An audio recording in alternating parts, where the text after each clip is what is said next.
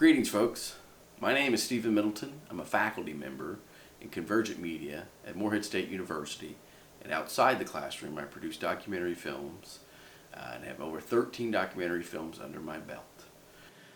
We're definitely in unprecedented times. I have never in my lifetime seen or dealt with the times we're living in now with COVID-19. Everything's been turned upside down. The sheer simplicity of going to a gas station or to a grocery store or to a restaurant, all of that has changed. It's a very trying and anxious time for us all. Slowly things will get back to normal and we will overcome this as we have so many other things. But I wanted to speak with you all today a little bit about the importance of documenting these times. I know many of you might think it's dangerous. How can we document these times? And I'm going to start off by saying, please be safe. Everything that I'm going to speak to you all on about documenting COVID-19 and the pandemic, please be safe. Always wear gloves, always wear a face mask or some sort of face shield, and again, social distancing of 6 feet between people. Always be safe. But one thing that's going to emerge from this, as we're not thinking about it right now, in the next 20 to 30 to even 50 years from now, historians, academics, friends, families, different cultures are going to look back on this time to know how we lived and to understand what we dealt with as human beings during this pandemic, not only in Kentucky but globally. But I'm going to talk to you all about using your smartphone. Smartphones are all around us. We all have a smartphone of some sort. Many of us don't realize that our smartphones actually have extremely powerful cameras built in, whether that's for still images or if that's for video. So the first thing I want to talk to you all about is most average person with their smartphone primarily uses their smartphone, other than communication through text message, for social media. And while social media has its own role and it's a separate discussion, because of social media, we use this camera, the front-facing camera. The rear camera in every smartphone is actually the most powerful camera.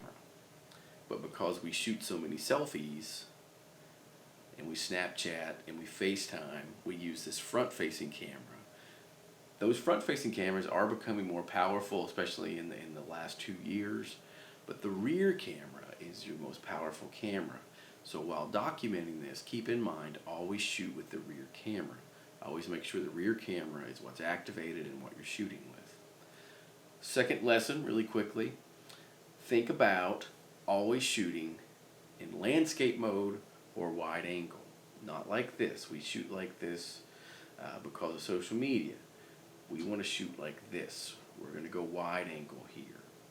Now, modern broadcasting and modern televisions are all in 16:9 format. The wide angle, basic HD at this point in history is 1080p. Our phones can shoot at 2K and 4K. Twice and 4 times the resolution of basic HD. So we want to make sure when we shoot any sort of photograph or video that we're shooting it in the resolution that we're going to be able to see it on our televisions and monitors. So always go wide angle. Keep in mind, simple wide angle. Just make sure you turn your camera on your phone to the wide angle. I always like for my camera to be in the upper left position right here. Again, quickly, you can hold your camera, hold it like this. Always double check though, you do not have a finger covering that lens. Another quick lesson in making your videos try to seem as crisp as possible working with a smartphone is go into your phone settings, go into your camera settings, secondary, and then turn on your grid. So when you pull up your camera application, photo application, video application, whatever type of phone you're using, make sure you have the grid. The grid provides your screen divided into thirds. You divide it horizontally and vertically into thirds, both upper, middle, and lower. So the thirds gives you a good way of framing. We always want to make sure we don't have too much room above someone's head too much room to the left, too much room to the right. We always want to make sure that things are very nice and concise. So you might ask yourself, how can I stay safe during this pandemic and still document things? What can I document? What should I document? As a documentarian, there's many things every day that I think are worth documenting. Again, always take precautions. Wear gloves, mask, and again, a bandana, 6 feet distance between people. Again, don't talk to people who do not want you to be around them or people who you think might be unsafe when it comes to this pandemic. Safety first. What was once extremely busy businesses and restaurants are now closed. Empty parking lots. Some of these areas are ghost towns. These are the kind of things you want to document for a future generation.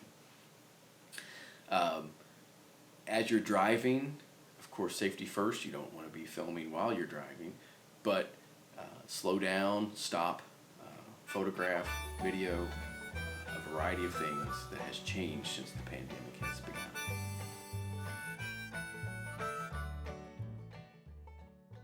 It's a bit eerie walking the streets of our fair city dressed like this, but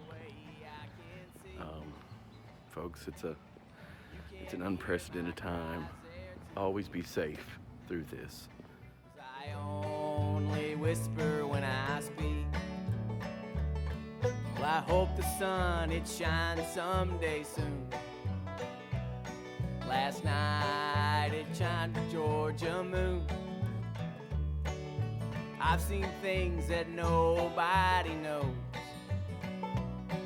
In the garden I picked an Irish rose. With the fortune it favors the bold. Well, I'll be poor until I'm old. Well, you're always somewhere that I'm not. Well, I wish I remembered those times you forgot. Wish I had what you... To end, folks, again, please be safe. Gloves, mask, 6 feet social distancing. It is worth documenting all these great changes. I highly recommend inside your vehicle, windows up, shop through the window, not driving. Good luck, folks. Please stay safe. Social distancing. We will get through this. I will see you all on the other side.